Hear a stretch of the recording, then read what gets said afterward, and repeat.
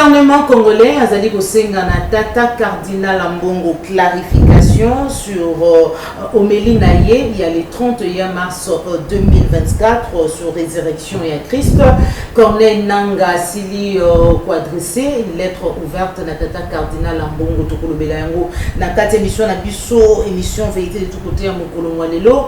Émission topé déclaration, il y a Jean-Jacques Mamba ou Azali Bongo Moko, il y a AFC ou Congolais Bazali condamné, to été Sindi Manduki contre la République où Azali suscité vraiment ma réaction dans il y a diaspora mais aussi à Wanakati il y a Ngomba Kinshasa, nomination il y a Judith Toulouka comme première ministre Nakati Mboka na biso République démocratique du Congo, formation et gouvernement Tokolo Belayango regarde na maignon so mazali Kolobama Christian Mwando azali bongo moko ya bayi ensemble pour la République il y a Moïse Katumbi azali ko estimer azali facilité pour madame Judith Pambata vous allez entourer na bangolo minene to ba été bakambi ya ba parti politique ya minene sans oublier tout le monde qui est Pemeni à maman Marthe Kassa doit aller maman président de la République. Pour quelle raison est-ce qu'elle est redevable? La raison nous les a dit que ça a été Tomonaka, Bayo Bazali ko Kambabiso, Bakambia institution. Chaque fois autour il y a maman Marthe rôle ni a dit que jouer. To ko lobela mona kati émission na biso mukolo mwalelo. Didier Chio yo représentant. Il y a Félix Tshisekedi Namasano, il y a francophonie Utaki Koleka, Salaki Bongo, sit-in antichambre, il y a ministère, il y a finance, il a dénoncé, a il n'a jamais détourné, puis ministre il y a finance, Azali Bongo, ça a coûté 340 millions de dollars, les Azali qui décaissé pour Namasano, pour le bédamon, la 4 émissions d'Abisso. Émission vérité de tous côtés à Mokolo Mwalelo. Sur ce plateau, moi Namboka Jonathan Bouélé, Wazali Bongo Mokambi, mouvement politique pour l'amour du Congo et le Monaye de Tokosolola Bongo, Bassigé, le nom de tout côté tout à l'heure, la côté Assemblée nationale, si vous pouvez Bazali estimer pour un bureau définitif et Assemblée nationale.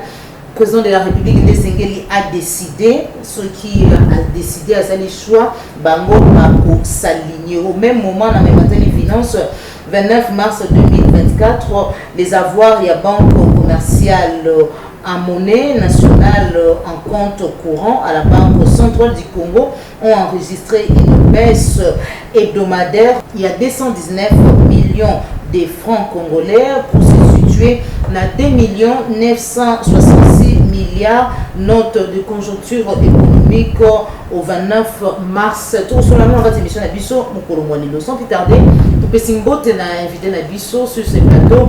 Mon amboka Jonathan Bouélé mbote na. Mbote Maman Joël, mbote pe na Balandinioso.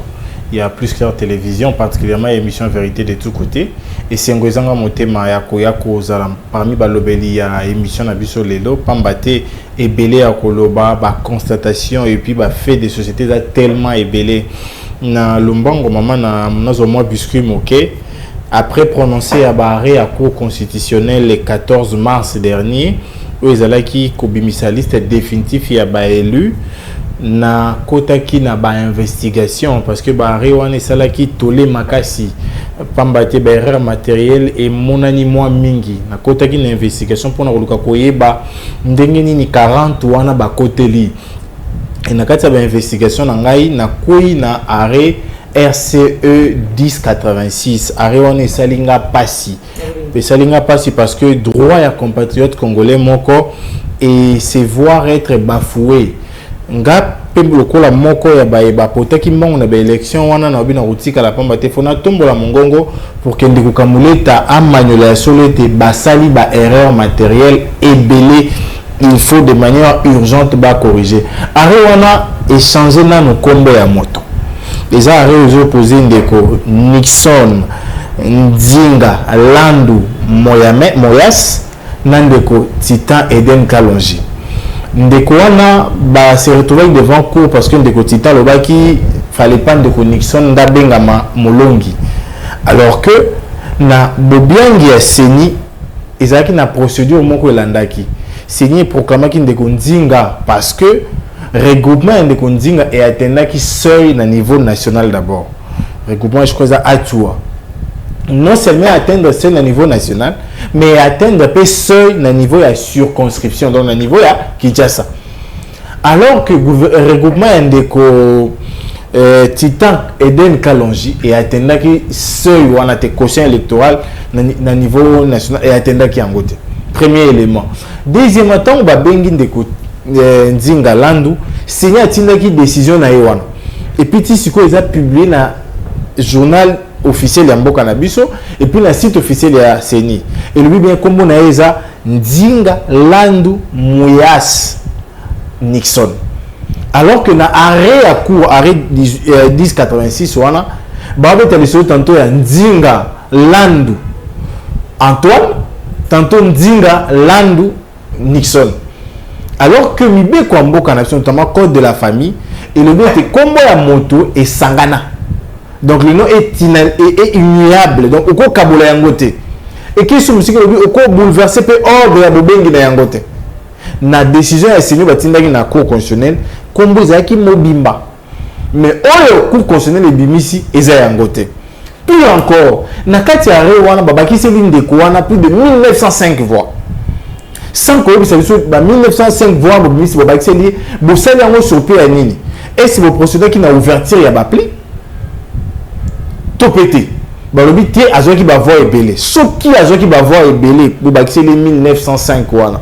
C'est que en réalité ba PV vous comptabiliser baxer les 1500 voilà et qu'on appelle na ba voir ya ba tomosusu. Pour ngapi na ba PV na ndako. PV mon côté répondait ka komba de Jonathan. Il répondait komba ba Mulangi, kombo ya Banzinga Landu, ba PV baxer ba faut pour ba tonyos. Ce que ceux qui vous en 1900 voilà na yana boche, c'est qu'en réalité, vous considérez kakaye boutique ici moto et azoko attaqué. Ça c'est déjà un problème. Au vu à des matériel on est belé. Ndina ko benga ndeko kamuleta. Na sala ki yango par ba tribune na koma yi lokasa. Na bengi li susu ba revoir ba erreur matériel. Pour ils a ba droit ya bateau. Ndé chami en bral, ndé chami en péril. Parce que les loyo na funo ya biso wana. Situation sous malamote. Bon maman we bazaki na balabala lobby. Les lois bachères na balabal nous sommes pour nous la vérité. Il est vrai que moi pour nous misala qui m'abé mais na mabé wana ils appellent la bande comme ça c'est des marques qui tout conseil na cour constitutionnelle vraiment à revoir ba cas erreur matériel surtout les flagrants pour ndeko bango ba invalider wana eza ndeko signer tindele bango dossier té o signer tindele bango dossier comme on yebaniza Nzinga Landu na N liboso Muyas eza NUYHAS Nixon. Donc na kubandana no wana vraiment pour insister parce que ba quand ils belé il y a pas la cam sous na lukunga oh ba sanctionner ndeko longue ba attaquer qui était ndeko je crois Kennedy Katas nazo travailler sur yango je crois que ba rapport na ngeko bima to komona biso so comment bon ngana benga ngo fou ya précipitation ba erreur et se glisser belé au coup constitutionnel bengami à corriger. Tout le monde qui a une annonce na biso moi Mboka Jonathan Brelé gouvernement congolais azali kosenga na tata cardinal Mbongo ba clarification sur Omélie Naye sur la résurrection du Christ na date il y a le 31 mars 2024 oyo journaliste de DPC biso na déclaration il y a ministre il y a communication immédiat Patrick Mouya on se retrouve juste après. Je vais commencer par les propos du cardinal. C'est des propos qui sont extrêmement graves, venant d'un chef religieux de son acabit. Pourquoi je le dis? Parce que quelles que soient les raisons, et en plus c'était une messe pascale, la fête la plus importante de chrétiens, quelles que soient les raisons, on ne peut pas soutenir des Congolais qui veulent prendre des armes pour tuer des Congolais pour accéder au pouvoir alors qu'on a fait le choix de la démocratie.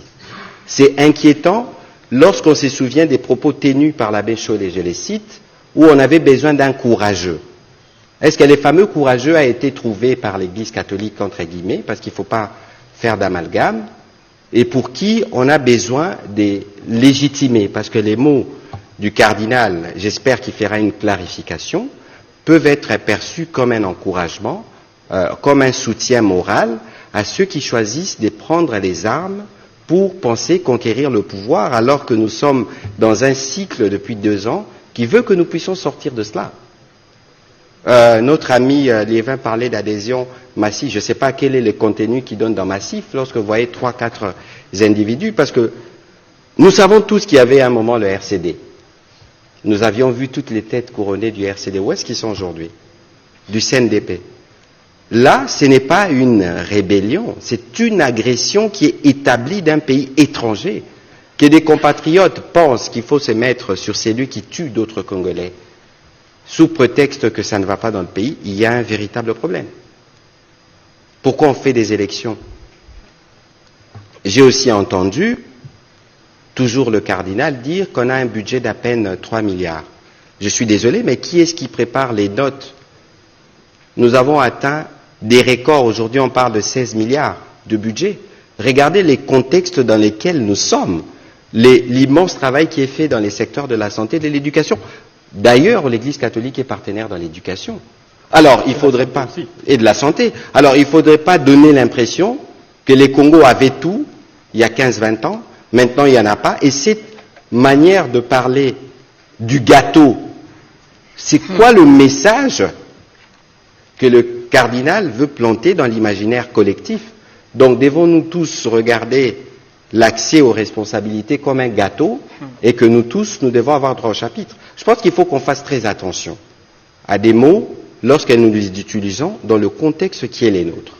Et j'invite le cardinal à clarifier ses propos pour ne pas laisser penser à d'autres que lui serait l'auteur moral ou il donnerait un soutien, une caution morale à cette aventure qui vise à tuer des Congolais. Pour casser ceux qui pensent dans leur mémoire qu'il y avait un courageux dont on avait besoin et qui a surgi et pour lequel il faut donner des mots de soutien.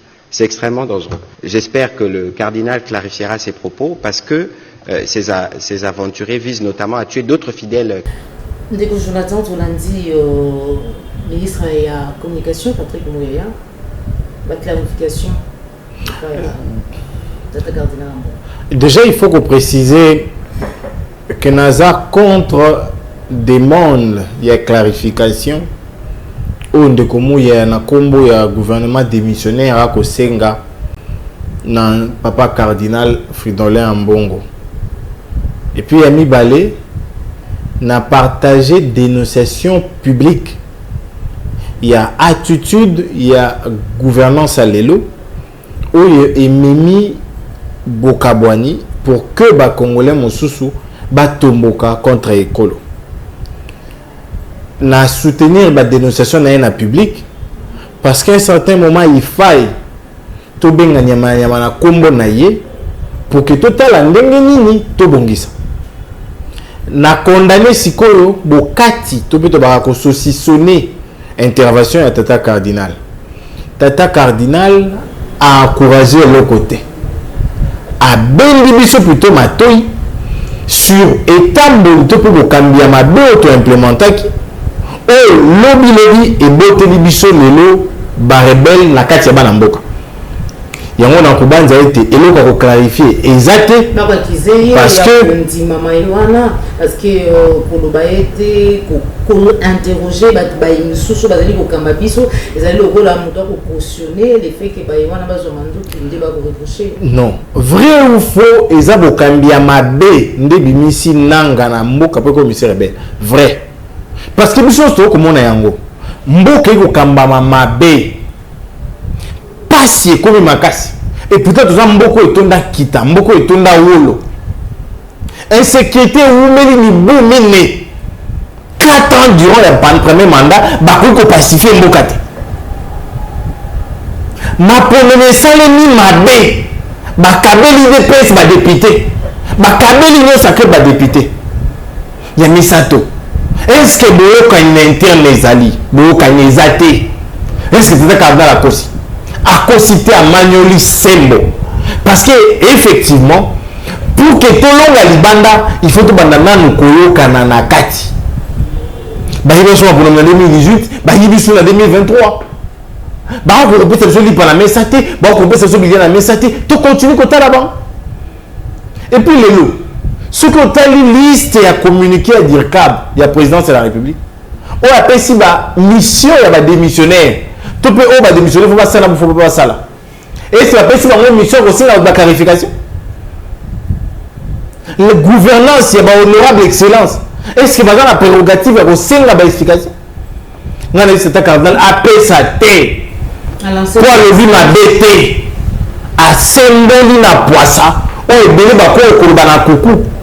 Parce que le moment Joël, tout le monde va y engoter.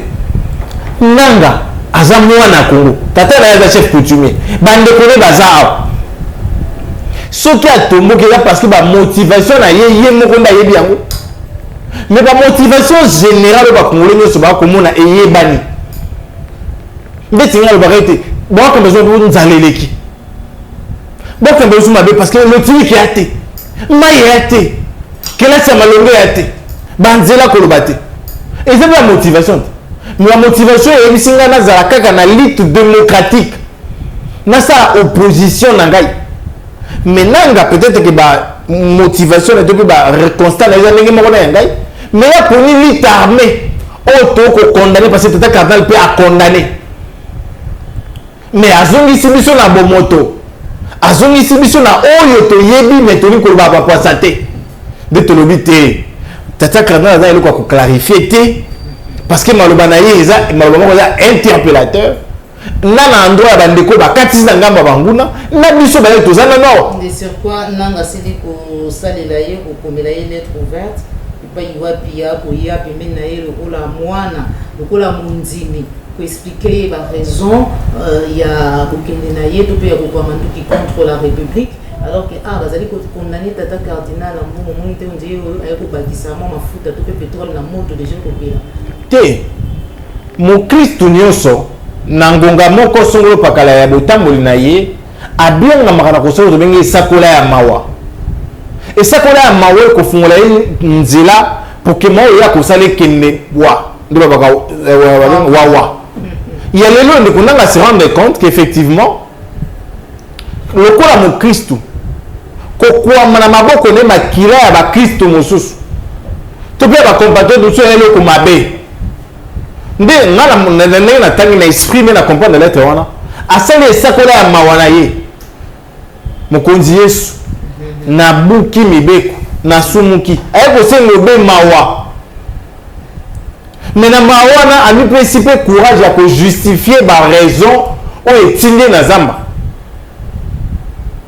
donc na moni loko moko te oyo eyeko bakisa mafuta to maite le contraire ayeko se justifier sur condamnation o cardinal asalaki na omeli na ye parce que tata cardinal alobaki clairement que émotif moko te ko motivé ko tombokela ekolo ndo moni asambi te alobi okamba mboka mabe basali maponomi ya mabe insécurité ewumeli asali esakola ya mawa na ye sikoyo biso kwa bakristu tosengeli mawa ya nzambe te tosengeli mpe mabondeli te parce que effectivement na bokei na ye kuna bakongole bawe mpe bakongole mosusu bakowa mpe parce bakocontinue kobunda oyo eza eloko mosusu faut pas toencourager faut pas tobetelani maboko mais aussi il faut koloba est-ce qu'il faut tozala fier ya kozala na mboka oyo akokoka ko maintenir l'équilibre de vie te akokoka koinstaller égalité de vie te nalobi te tokozala na esengo na bango te parce que effectivement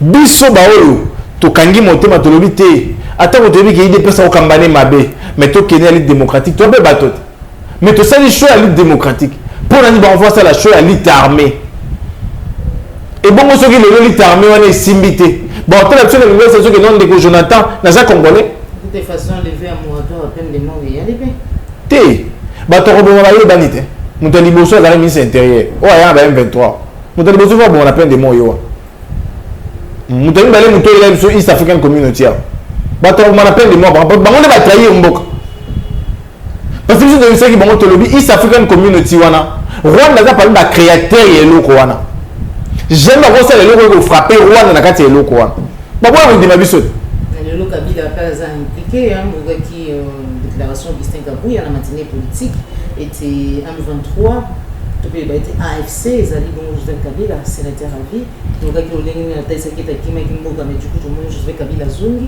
to espérer batia ye makoko eloko oyo elekelanga mpe ezokamisanga ezaki 4 jours lelo te toki une semaine après pour lobi une semaine banda ndeko Kabuya asalaki baallégation grave ya modèle wana moto moko te ezala ya ndeko général Ndaiwel ezala ya ndeko Lusadisu atie maboko.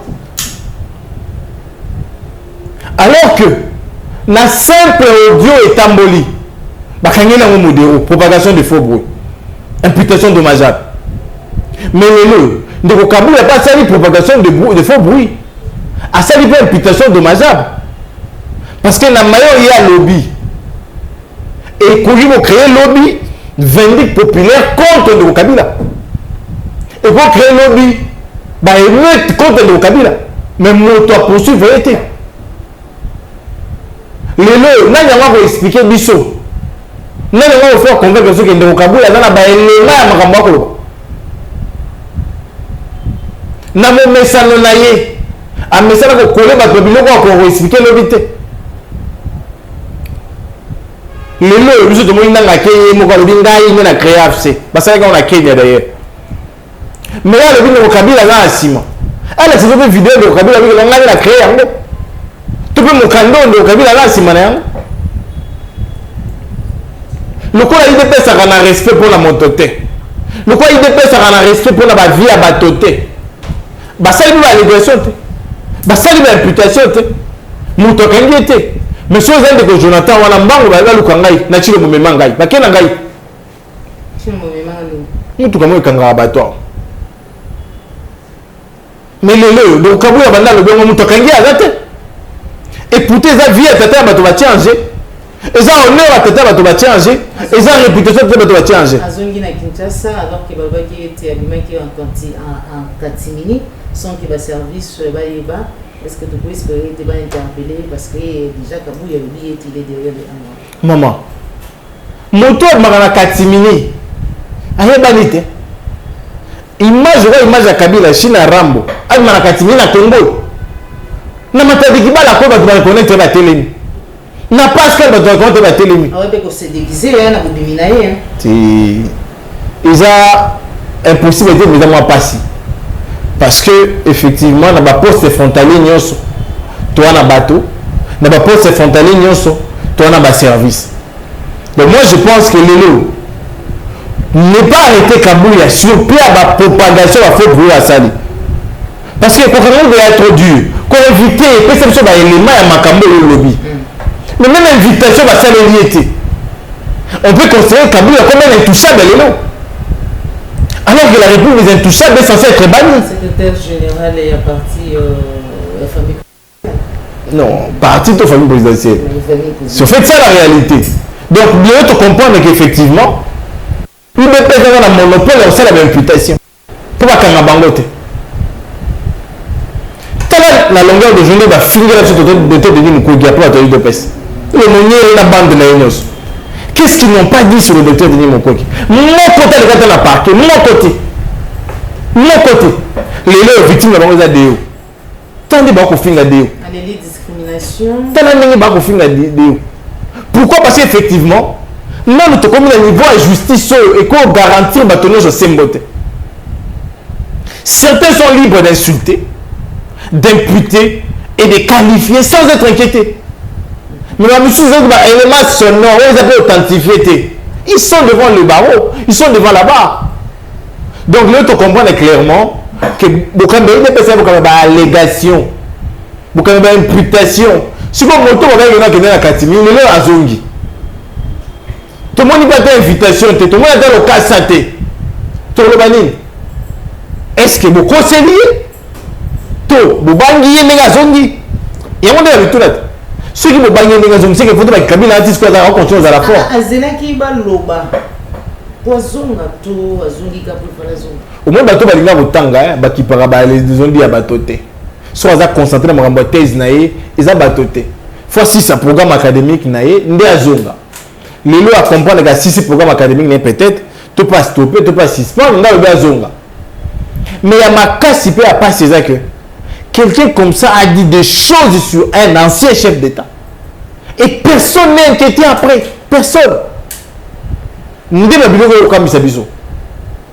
Nous avons dans le passé qu'il faut travailler pour implémenter une république. Il y a des institutions fortes et nous avons une forte. République, voilà, les athées. Toujours dans la république, il y a une forte. Le peu Kabouya autant à maman fort. Léo Tanga ba Congolo. Léo Tanga ba Donc moi je pense que s'il reste encore un peu d'honneur à sauver de l'appareil judiciaire, ils ont leur interpellé de Kabouya. Bah élément et l'allégation parce qu'il y a des allégations graves. Les M23, les IPDF, l'AFC, ça tue, ça viole, ça pille. Et il y a des gens qui doivent y répondre. Et si Kabila est parmi ceux-là, que Kabila apporte de preuves et qu'il répond devant les juges. Exactement. Beaucoup mon avocat Jonathan. Après, il y a Madame Judith Toulouka comme première ministre en Busso. Les lois qu'on va poser la formation et un gouvernement. Ni Sengeli posé là au regard de Maïnion sur Madame Judith Toulouka, ministre il y a plan. Les lois. Christian Mwando, ils ont estimé que ils allaient passer à la libre décision pour Kambalolingé. Pas mater, ils ont assumé pour biter na la face tout été na grand parti politique. Christian Mwando s'en trouve juste après. Comment avez-vous accueilli sa nomination comme Premier ministre? Très bien. En tant que sur le plan technique, je trouve que le président de la République n'aurait pas fait un meilleur choix. C'est quelqu'un dont je connais la formation. Ça a été, nous sommes les deux promotions après moi à l'université. Donc, c'est quelqu'un que je connais, avec qui j'ai eu à travailler quand elle était au CPVS, celle qui suivait les dossiers du ministère du Plan. Bonne relation, bonnes conditions techniques, mais autre chose est d'être technicien dans ce gouvernement et de pouvoir avoir la capacité de le gérer, et autre chose est d'être capable, suivant ce qui se passe, de diriger effectivement ce gouvernement. Je donne un exemple simple.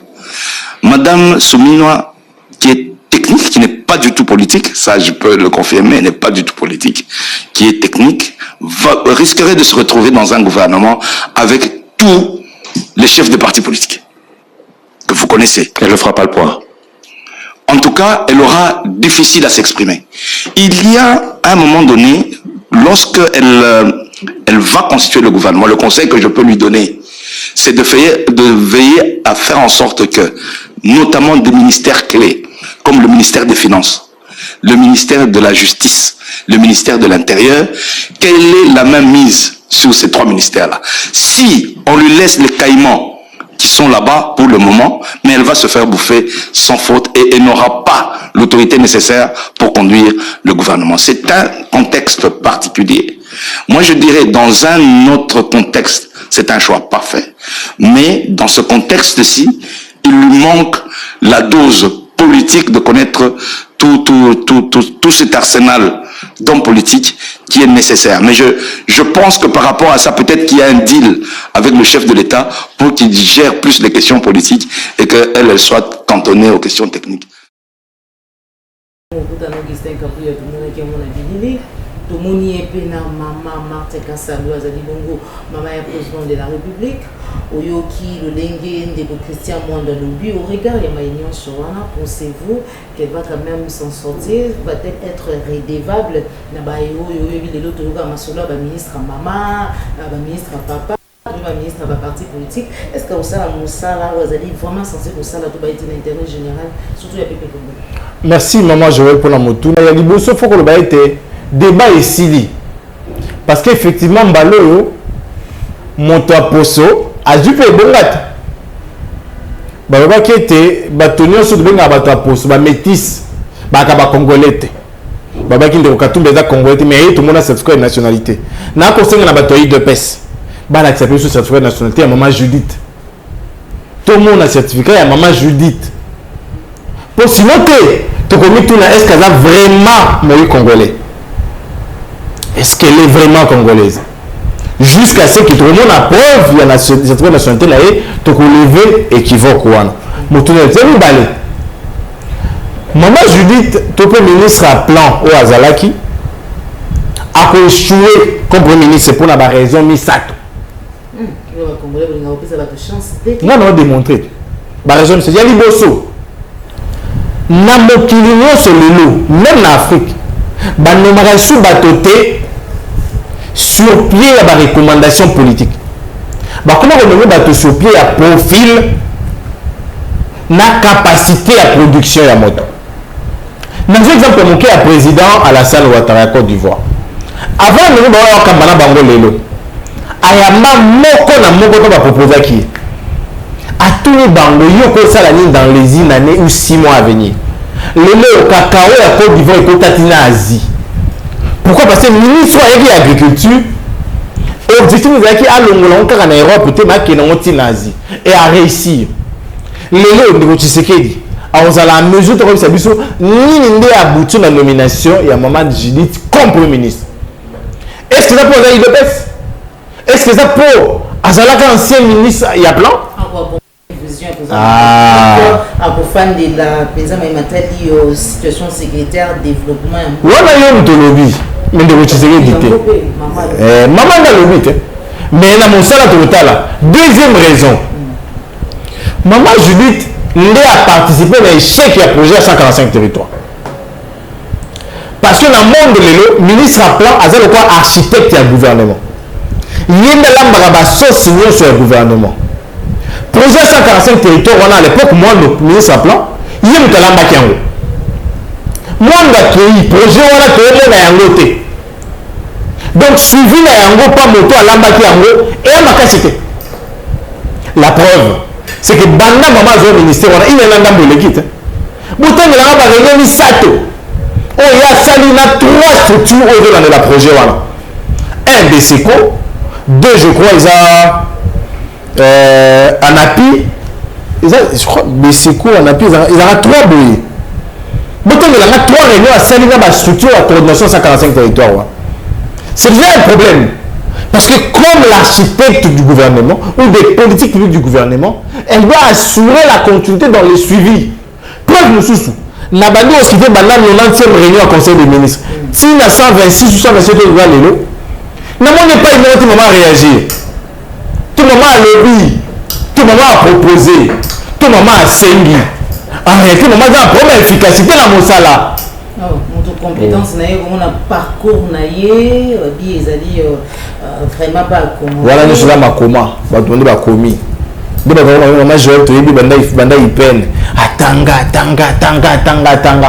il faut que la parité, monsieur la parité, est-ce que parcours, on a joué le bien? Ah oui, il y a eu parcours.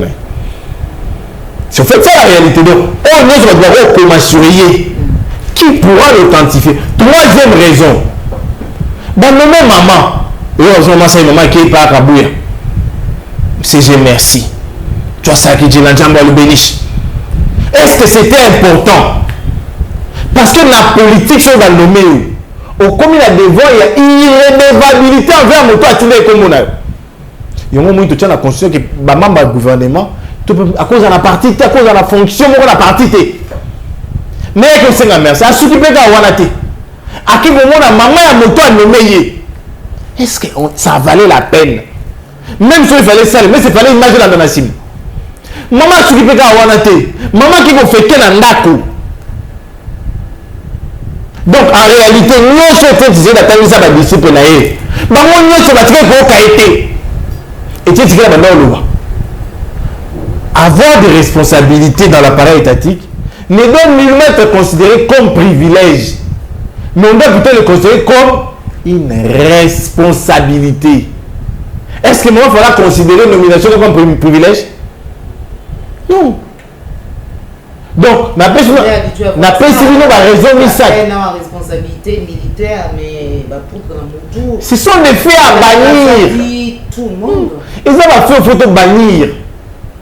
Parce que mon temps, il n'y a jamais beaucoup en guerre, et puis à sa poudre. Non. Nous faisons la crique, il y a sa poudre. On va se zoner, tout le monde. Même, j'ai premier ministre. Non. Il faut. Non. Maman a une bénédiction pas naïe. Et moi, je vais faire amen. Amen. Je suis pas venu dans Zoom, il va députation.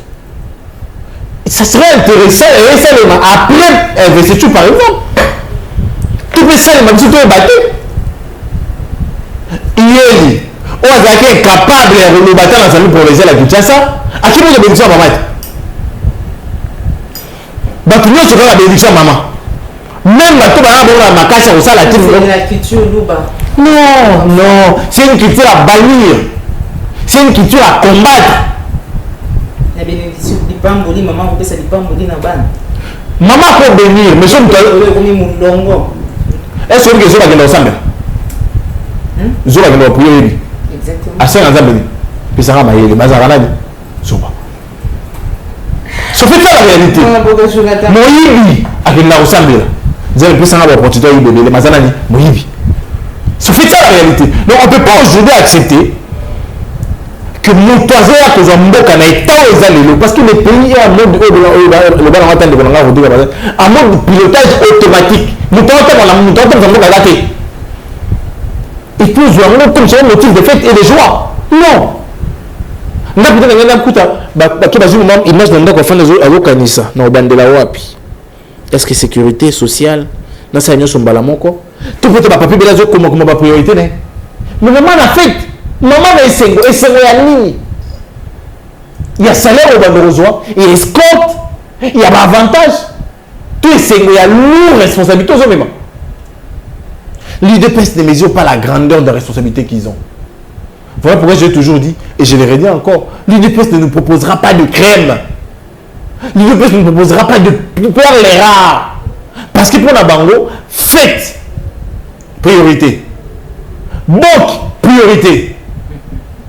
Non, bon est un ndengeni. Bonjour Jonathan, au regard de ma union sur Zali Kotalisa Awa, est-ce que vous allez demander de signer le ministère de monitoring et l'action gouvernance et accompagnement pour la bonne gouvernance dénommée Fatimètre pour être pour ça la suivi, évaluation et appréciation positive ou négative, il y a un résultat de la performance à chaque ministère. Ouais, en fait, la société civile. Non, il faut préciser société civile pro-UDPS. Parce qu'effectivement, je me rends compte que la quête y a pouvoir, la quête y a positionnement de l'UDPS, il va organiser un mode de gestion multiplicité à service. Le moment où tu as un appui, mais tu as deux agences rattachées à la présidence qui œuvrent dans l'investissement. Tu as un ministère de la Justice, tu as un conseil spécial à la charge de la lutte contre la corruption, mais tu as une agence et veut travailler rattachée à la présidence pour lutter contre la corruption. Car pour la présidence de les lieux au pays sous. Tu as une structure pour contrôler l'ordonnancement et le décaissement de fonds de l'État. Tu as une IGF qui est comme je me rappelle. Tu as une structure non étatique comme OGDEP. Tu as une structure étatique comme la Cour des comptes. Et coquille il faut faire sur ressources. Et puis pour se payer sa moto à créer un babylone quoi bâtir on a Fatimètre. Est-ce qu'on est sérieux là? Et puis ça vient d'où? De la société civile. On va battre là intérêt à peuple. Donc moi je pense qu'aujourd'hui tout le monde était bon créer un ministre comment on appelle ça progrès batoza misala kuna bon créer une agence parallèle batoza misala bon il créer le sous-ministère. Déjà que dans la contre-système, le ministre est près le président de la République. Parce qu'en réalité, il a quoi comme fonction? Est-ce qu'il est. C'est près le Parlement. Il a près le président, près le Parlement, près le Premier ministre. Pourquoi et pour quel but? Job description à Bango Zanini. Et puis, on a même, dans l'ordonnance organisée, attribue la compétence à la ministère, il ministre près le président de la République, il met en relation le gouvernement et le papa.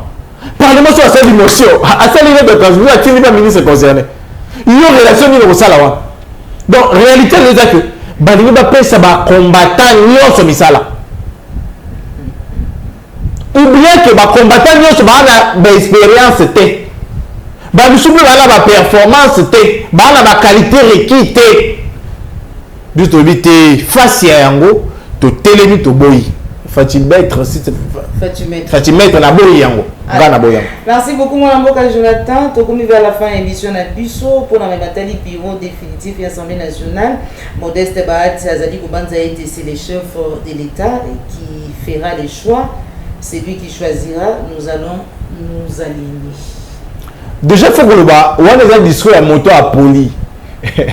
À Kata, une course. Ce qu'on a comme de là, dans Malba Mokodi. Et moi, je pense qu'aujourd'hui, tous ceux qui ont déjà eu à gérer, même un petit liga bleu de la nation, comme responsable d'un parti politique, ne doivent plus gérer. Bah, c'est la un mandat comme député national. À ça, la mon salon député national, à ça, à contrôler l'exécutif.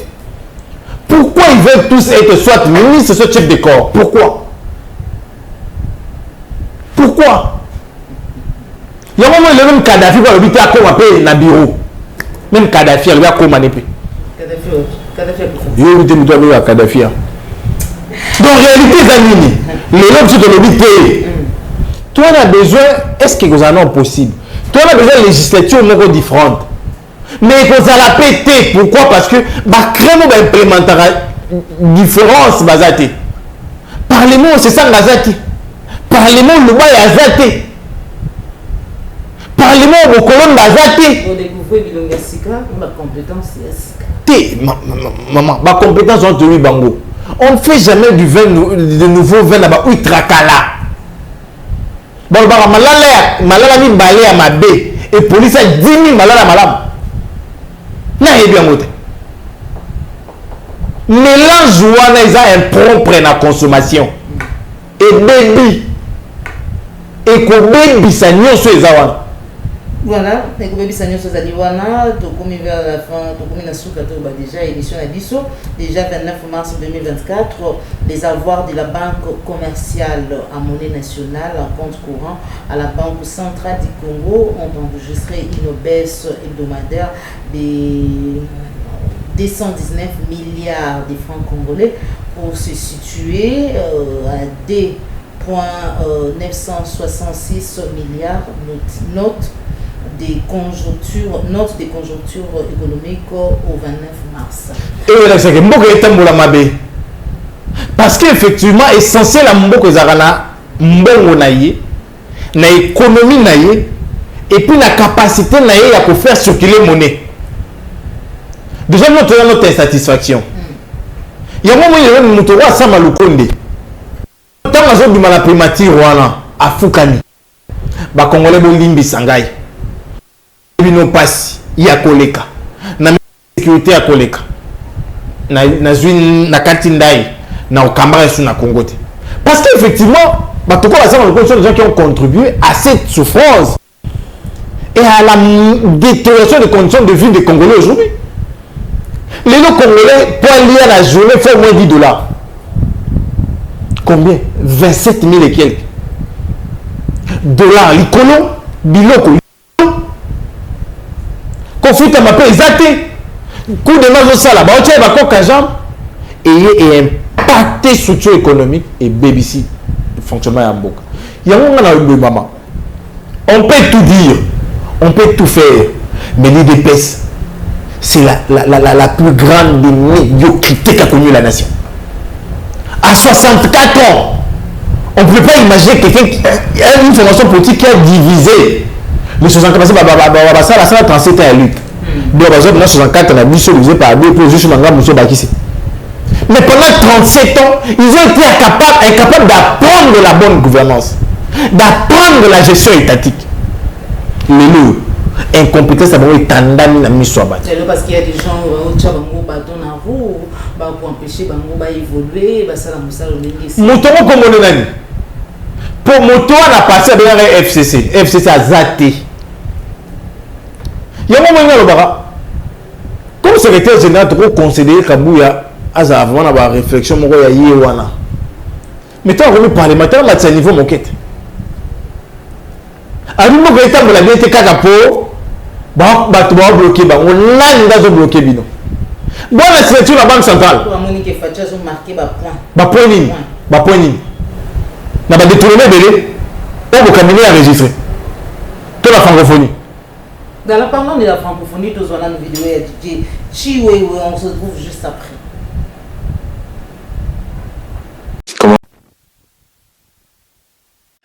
Bonjour, je m'appelle Didier Chiyoyo Mboyi, ancien haut représentant des 9e Jeux de la francophonie. Je n'ai pas l'habitude de faire ce type de vidéo mais au vu de tous les nombreux tweets et messages dans les réseaux sociaux, je me dois de éclaircir l'opinion publique. J'ai fait un sitting pour la deuxième fois au ministère des Finances. La première fois, c'était au mois de décembre, afin de réclamer les salaires et les arriérés de tous les collaborateurs du premier comité, du deuxième comité qui ont travaillé, sacrifié leur temps pour les 9e Jeux de la francophonie. Pour rappel, il y a plusieurs mois que les Jeux de la francophonie sont terminés.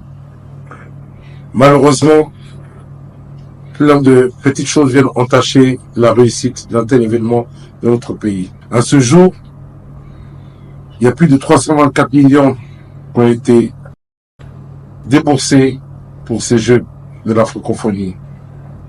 Je ne comprends toujours pas comment se fait-il que, avec un montant aussi gigantesque, le gouvernement n'a pas été en mesure d'épurer toutes les dettes, que ce soit au niveau des constructeurs, au niveau des prestataires et surtout au niveau des travailleurs. Le Premier ministre avait promis à tout le monde avant les Jeux qu'il épurerait les dettes de tout le monde. Bien évidemment, ça a été une promesse non respectée. Je me permets de rappeler le caractère social et le respect des droits humains concernant les salaires. À ce jour, beaucoup de gens, des collaborateurs, sont décédés, laissant des enfants. D'autres personnes sont très malades, qui ont travaillé, qui sont actuellement dans la capacité de subvenir à leurs propres besoins. Nous sommes à la fin du mandat du gouvernement.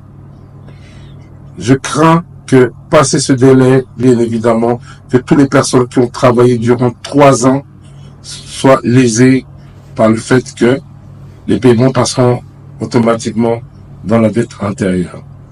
C'est la raison pour laquelle j'ai demandé à plusieurs reprises une audience auprès du ministère des Finances qui ne me l'a jamais accordée. Pour quelle raison, je l'ignore. Aujourd'hui, j'avais décidé de faire un sitting avec une détermination pour obtenir cette réponse. Et je l'ai obtenue. Le ministre des Finances a fait passer un message très clair via ses collaborateurs qui ne paieraient pas. Il est inconcevable qu'un tel ministre mélange des affaires d'État avec des affaires personnelles. Car il me l'a bien fait comprendre, il ne paierait rien au comité Chiyoyo. Pour des raisons personnelles qui lui sont propres. Je l'appelle à l'intervention du chef de l'État, qui a œuvré pour un État de droit, qui a œuvré pour que tout citoyen se sente congolais. Pour rappel, il y a eu, lors du changement de comité, un déferlement médiatique en ma personne, que M. Didier Chiyoyo a détourné de l'argent. Je profite, comme c'est une vidéo inédite, car je n'ai pas l'habitude d'en faire, que je n'ai jamais obtenu un denier du trésor public. Nous avons œuvré durant 9 mois avec nos propres fonds, avec nos propres moyens, afin de sauver l'honneur de la République démocratique du Congo. Si demain, je dois repartir faire un sitting pour mes collaborateurs du premier comité, du deuxième comité, voire le troisième comité, au nom de la justice, je le ferai. Car c'est un combat noble. C'est un combat qui me tient à cœur, car j'ai engagé des collaborateurs que j'ai vu travailler jour et nuit pour le drapeau, qui actuellement sont dans un état de santé déplorable, qui n'ont même pas les moyens de pouvoir se soigner. Je ne peux pas rester insensible et passif face à ces cris de détresse. C'est ce qui a motivé aujourd'hui ma décision d'aller faire un sitting au ministère des Finances. Quand on prive des gens de leur salaire quand on leur prive le droit de se vêtir, quand on leur prive le droit de se nourrir, quand on prive le droit d'envoyer ses enfants à l'école parce qu'il y a une personne qui a décidé de ne pas payer via un stylo. Je qualifie cela d'un comportement illégal. Voilà, mon amour Jonathan, on l'a dit Didier Chi au représentant, il a fait juste ce qui était pour la Sanou, il y a 9e G, il y a francophonie, et Salama qui a Kinshasa, a dénoncé la vidéo le ministre de la Finance, a dit qu'il n'a jamais détourné, ça a dit c'était dans une petite chambre, il y a le ministère de la Finance, lecture alors que 340 millions de dollars, ils ont décaissé. Pour agir en francophonie, qui nous le lot, bah, pour réclamer le salaire dans l'ango, ni solo. Du Dieu, tu as oublié ta défense qui est public, bon, ouais, pour être à ça, les salaires, oui, oui, bandai de pesa comment la bokambi, tout le monde ignore. Tantôt, je crois que non, à déviser ville mot. Tantôt, tu as un mot, il agir à francophonie. En fait, il va te la mboka. En fait, ils veulent nous faire comprendre que l'État congolais est insolvable en tout et pour tout. Ou c'est eux qui sont plus riches que l'État congolais. Alors qu'il y a 10 ans passés, quand on parlait de Guinée, il mettait la somme à aujourd'hui, il y aura où cet argent-là au déficit. On va faire la fin propre. Sûrement, on doit avoir honte. Tu as déficit. Il y a milliardaire. Mais un déficit congolais. Tout ça quand même sérieux dans ma cabouche. Mais je veux dire, mon livre à mon aime, tout détournement mon aime, c'est les managers à francophonie, tu y es dit. Il y a quand même ni kolanga za des cas incapables de tika la refoute à bangote qui nous le lot. Kufa batiki bana borfelin, ministre de la Finance va au PC monde. C'est là même le problème. Lorsqu'on utilise des gens gratuitement sans reconnaître leurs efforts, c'est méchant. Papa bando mobile qui osala la mboka ba ofutanga bana bolia lipa. Papa si mosala ba futi ete na mona mascotte on notamment la mascotte a quand même la boulevard mascotte na mona. Alors que na kati ko mila ko étouffé ako kufa donc on subir ba risque belé. Mais à saliti le futi ete et puis les gens sont à l'aise. Les gens sont très à l'aise. Ndenge mo de faire la mboka musu comment de faire la mboka côté bateau ba salaire examen ta ba futi ba onante. Donc comme ça on fait travailler les compatriotes congolais mais on ne paye pas. Oui, Kambelini. Si vous voulez pas à la fisserie, vous pas à la mécontenter. Les gens ont travaillé, les gens se sont donné corps et âme pour la réussite de l'événement. Mais nous, pourquoi? Pour quel but, pour quel objectif? Depuis ce lobby, tout comment? Maman Joël, non, la comment? Bah détournement, nous sommes en comment? Ils vont après départ à bateau, bon ça la boulot. Bateau kangama après. Pour te dire comme la montre kangama azate. Mais après bango, tant que justice a solé koya, tant que bakambi oyo kangama ya peuple bakoya, ils vont répondre devant la justice.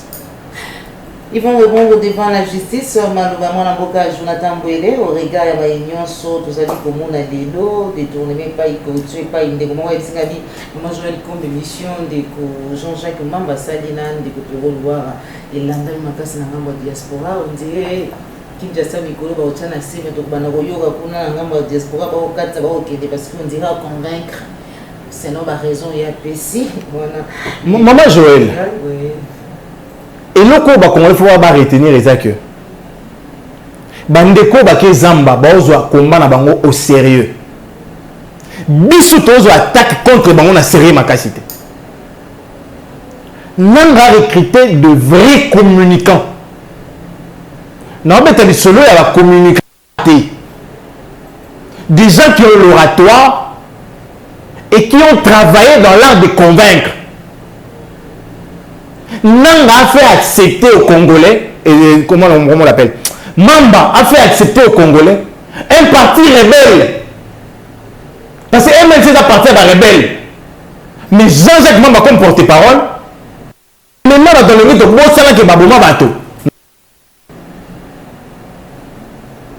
les loyaux, ils travaillent pour l'ennemi. Et à côté, il y a pour l'ennemi. l'intelligence au service du mal. Voilà, mais il faut faire avancer Bango.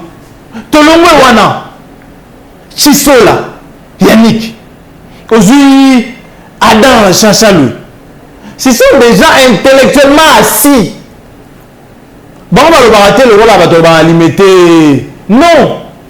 D'autant on peut se réflexion, on va réfléchir 4 fois à l'air sur ce que la réflexion est produire. Et ce sont les gens comme ça que l'ennemi a recruté. Est-ce que vous avez un compte pour les mouillères? Tout ça, c'est sérieux quoi. Compte pour les mouillères. Déjà, Christophe Lutundu, la ministre des Affaires étrangères. Ah, il faut oublier, il faut oublier. Il faut oublier. Là, pour ces mondes-là, ils doivent savoir qu'il y a déjà la levée à moratoire. Il faut oublier Lutundu là. Lutundu nous a dit avant, pendant les élections, une seule bague, une seule. Et quoi, combien? Moins de escarmouches. Et Les contextes. Les contextes ne peuvent nullement justifier le non-respect de la parole donnée. Nabandeli, les contextes ne peuvent nullement justifier le non-respect de la parole donnée. Parce que la parole est l'unique chose qui restera à une personne lorsqu'il aura tout perdu. Merci beaucoup. La parole est l'unique chose qui restera à la personne, à quelqu'un, lorsqu'il aura tout perdu. Jonathan Bouélé a dit tout émission à Bisso. Message nayo na baignon sur balani. Bande Konanga, il faut continuer la lutte démocratique. Toi, tu as dit Martin Fayoul Madidi. Toi, tu as dit Moïse Katoum. Il faut bien répéter ta mokondi après mais deuxième. Toi, tu as dit Kombonenani Franck Diongo Samba. Tu as dit Seth Kikouni. On a tangité c'est que na yebiété. Toi, on a bango en opposition. Tu continues à lutter. Nga na otanga bateau na otanga. Toi, vivant na biso. Bamukeba Iko sur Hugues Michel, l'oublié de la République actuellement. Boana Jonathan, Boana Marla et vous, Boana Nathanaël, biso to décidé to bunde la Congo. Tant on bat tout, bon ok na pouvoir, le roi Bamanix yenda, biso to tika na opposition. Pour et tout ma peuple to bunde en opposition. Ce qui peuple a gagné l'opposition, la République va évoluer. Merci maman. Merci beaucoup. Merci de nous avoir honorés, d'avoir répondu à notre invitation. Merci à Baignon Soboulana qui vit sur notre modèle. Mandela y a émission Vérité de tout côté. On a d'abord sur nous s'abonner. Les amis, les gens qui ont repéré sa vie sur le bon groupe. Pour de tout pour nous savoir, vous avez ça pour informer bien dans la vérité, mais aussi à temps réel. Merci à Mboka pour la Yombe, c'est ma caméra. Merci à Mboka, Jonas Ndiadi dans la réalisation. Joël Gola gauche chasseur d'images, mais aussi à Baignon sur vous êtes plus d'abord on a Bisso. Surtout vous allez côté Bissoté, pour soutenir Bisso des près ou des loin, même partage, surtout partager à émission à Bisso, les alliés soutien. Moi, je vais alors continuer à faire ainsi. Et ça a été un message de Bisso, un message de Bino, un message de la Congolais, vous allez véhiculer, surtout un message vraiment à Malam pour éveiller. Conscience, il y a Congolais, la zone Minakati, que l'Ivander Mboka, le Koutani Balasima sur Claire Télévision. Au revoir.